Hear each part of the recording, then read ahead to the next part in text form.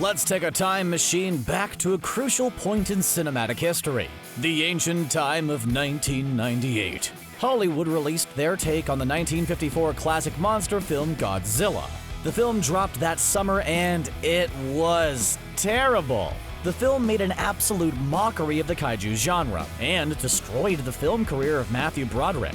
What it did do, however, was encourage retailers to release home video versions of the original Japanese classics. Then, confused aunts and grandmothers bought them for kids thinking it was the same Godzilla from the big movie. Thus, an entire generation of Power Rangers-loving 90s kids were exposed to the greatest monster showdowns 20th century Japan could offer. So, now that we're living in an area where Hollywood has finally figured out how to do Godzilla, let's take a look back at the classics. Here are the very best grudge matches in Godzilla's classic history.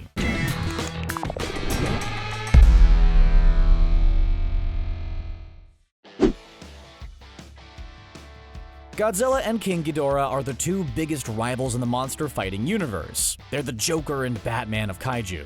Godzilla goes up against quite a few monsters, but when Ghidorah shows up, that's when things get real. His most recent tango with the classic enemy was in Godzilla King of the Monsters, and it was truly epic. It really showed the scale of what these monsters could do. Still, there's just something about the old school films that can never be replaced. It's easy to make a monster fight when you have a giant studio and advanced CGI technology at your disposal. In the good old days, they just had actors in rubber suits and a whole lot of passion. That's why Godzilla's clash with Mecha King Ghidorah is still one of his most epic all these years later. It's a classic clash, with Godzilla meeting his mechanized arch-enemy in an urban environment. Their brawl ends with our Titanic hero blowing Ghidorah's middle head off with his atomic breath. That finisher never gets old. It's like Sub-Zero freezing someone and then smashing him to bloody bits. It'll always be cool. The post-credit scene in King of the Monsters looked like it was alluding to a new adaptation of this brawl. So it looks like we'll be seeing more of Mecha King Ghidorah in the near future. We'll take it. If King Ghidorah is Godzilla's archenemy, Mechagodzilla has got to be number 2 on that list. He's the, bane to Ghidorah's Joker. Oh, once Japan is in ashes, then you have my permission to die. In many incarnations, he's depicted as an artificial creation to protect Japan, but in early versions, he was an alien. Godzilla first took him down in 1974's Godzilla vs. Mechagodzilla, but he wasn't out for long. Mechagodzilla, destroy him quickly! In the follow-up, Terror of Mechagodzilla, the metal monster returned to torment our favorite kaiju. This time he wasn't alone though. He teams up with Titanosaurus and tag teams Godzilla in an epic showdown. The fight features wind powers, missiles, and some epic rubber-suited fighting moves. Ultimately, Godzilla wins again, but it looked like the end of the line there for a second. Also, Titanosaurus, Mechagodzilla, King Ghidorah, who names these guys? Is there a Japanese version of The Flash's Cisco who comes up with all the monster names? Because if so, the guy's killing it. I can't believe it. There are just some hypothetical clashes that are so epic they demand to be seen for real. Batman was always going to take on Superman. Alien was always going to take on Predator. Vin Diesel was always going to take on The Rock.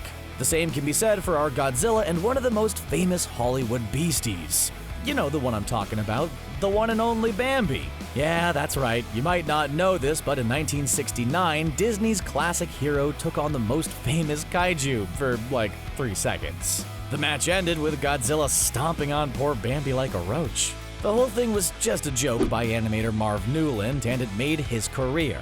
Still, Bambi lasted about as long as the American Godzilla did against Japan's greatest monster. Seriously, Godzilla's like the Mike Tyson of monsters, just without the weird face tattoos. That's really stupid. For whatever reason, every movie icon needs to have a disappointing kid at some point. Han Solo had Kylo Ren, Rocky Balboa had that dude from Heroes and This Is Us. Even Superman had that little brat from Superman Returns who had Kryptonian asthma for some reason. So it should be no surprise to learn that Godzilla has a son of his own named Manila. He's basically the Baby Yoda of the Godzilla universe, just not as cute or as useful or as memeable. So basically they're both just green babies. After Godzilla finds the hatchling, he adopts the kiddo for his own. The two have nice father-son monster time, but things get real when Manila gets captured by a rival monster, Kamacuras. Then Godzilla makes a phone call to Kamacuras where he explains that he has a very particular set of skills. After the insect monster ignores that warning, Godzilla goes full Liam Neeson on him. Usually we don't get a whole lot of character development from these movies, but this added character drama really does a lot. Never mess with a giant lizard monster's kid. It doesn't end well. All of the best kaiju have human stories behind them. Despite the fact that they're silly giant monsters, they can resemble a lot about the human experience. This is on full display in the creation of the plant monster BIOLLANTE. When a scientist's daughter is the victim of a terrorist attack, he merges her DNA with a rose as an effort to preserve her. This, of course, creates a really big monster that terrorizes the world. The science of that may seem a little iffy, but we ran it by Pacific Rim's Charlie Day, and he said it checks out. Godzilla fights and destroys BIOLLANTE, but the end actually gets more beautiful than a usual kaiju brawl does. It would be really cool if they integrated this character into the new series. Millie Bobby Brown's Madison could easily be the girl who becomes BIOLLANTE. Think about how awesome and heartbreaking it would be if Eleven from Stranger Things was turned into a freaking kaiju. Then she'd have to fight Godzilla, but would probably team up with him in the end. Also, it finally justifies all of these pointless human characters in the movies. Does anyone else just look at their phone until the monsters come back? Oh, everybody does that? Good, I was worried it was just me. Okay, so this one probably seemed inevitable. In a post-Star Wars world, every single famous property had to have themselves a slice of that oh-so-delicious space movie plot pie. Who are you? Barf! James Bond had Moonraker, the last Indiana Jones adventure had aliens for some reason. Even the Fast and Furious franchise is apparently headed for a space showdown. So a monster named Space Godzilla was just bound to happen eventually. Luckily for us, he was actually pretty awesome. When a few of Godzilla's cells are brought into space, it of course creates a new Godzilla that is unbelievably powerful. Not only that, but his design's pretty awesome. He's got these two giant diamond crystals growing out of his shoulders that can reflect Godzilla's atomic breath. The two fight and are then both attacked by Japanese mecha monsters. It's a pretty complex battle, but you already know who wins. The original 1954 Godzilla is more than just a kaiju classic. It's a work of art. The film is a heartfelt response to the nuclear terror inflicted upon Japan in World War II. Director Ishido Honda turned that fear and pain into a monster film that would touch millions of people. Even today, perhaps no film truly displays the gravitas and terror of the titular monster like that first Gojira did. So it's fitting that the series, which had become pretty campy, would eventually return to these themes. In 1995's Godzilla vs. Destroyah, the biggest threat isn't a monster at all. You see, Godzilla is dying, and once he breathes his final breath, his heart explodes, and the planet will be destroyed via nuclear blast. Not only that, but he has to confront a being known as Destroyah, who was created thanks to the oxygen destroyer from the original film. This monster even kills Godzilla's son, Godzilla Jr. Not the same one as Manila, thankfully. He goes full-on Liam Neeson's again and takes out Destroyah, but that doesn't save him. Godzilla goes nuclear, but at the very last second, Godzilla Jr. is revived and absorbs the radiation. Thus, he becomes the new Godzilla. Once again, if you question the kaiju biology of the scene, just ask Charlie Day about it. These movies really take the time to get the science just right. They're basically big National Geographic films. So, the 90s were weird. It was a decade where Michael Jordan played basketball with the Looney Tunes. What's going on here? Shaq starred in a superhero movie, so it shouldn't really surprise anyone to learn that Charles Barkley took on Godzilla in a Nike commercial. The real thing's even crazier than you think. The two don't actually fight. No, that wouldn't be nearly weird enough. Instead, they have a game of one-on-one basketball. Godzilla puts on freaking squash goggles. Like, where was he even keeping those? How did he buy them? Is there a giant dinosaur outlet store selling giant sportswear? Not only that, but Barkley actually wins. Also, pretty sure using your tail is a foul, Godzilla. It's not cool. If LeBron James is going to make a Space Jam 2, then he should definitely make a Godzilla commercial as well. To paraphrase Ken Watanabe from Godzilla, Let them fight. of course, there's another Ghidorah fight on the list. Frankly, we could make a list of all the best Ghidorah fights, but that wouldn't be as fun. How would you ever learn about Charles Barkley and Bambi?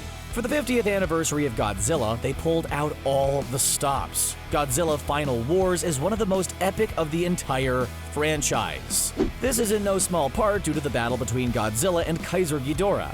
It's the final form of a being called Monster X, and it may be the most terrifying kaiju in the series. That moment when the skeletal monster transforms into the most powerful version of Ghidorah ever is truly chilling. It would be like if Goku from Dragon Ball Super was fighting a new villain who then revealed himself to be Frieza all along. Huh? What? But the scary Dragon Ball Z Frieza, not the cuddly, lovable teammate that he is today. It's a truly titanic battle that really sends up Godzilla for his 50th birthday. Such an achievement deserves such a victory. Well, you knew we were going to talk about this one. Frankly, it's been the elephant in the room throughout the entire video. The grudge match between two of the biggest pop culture icons of all time.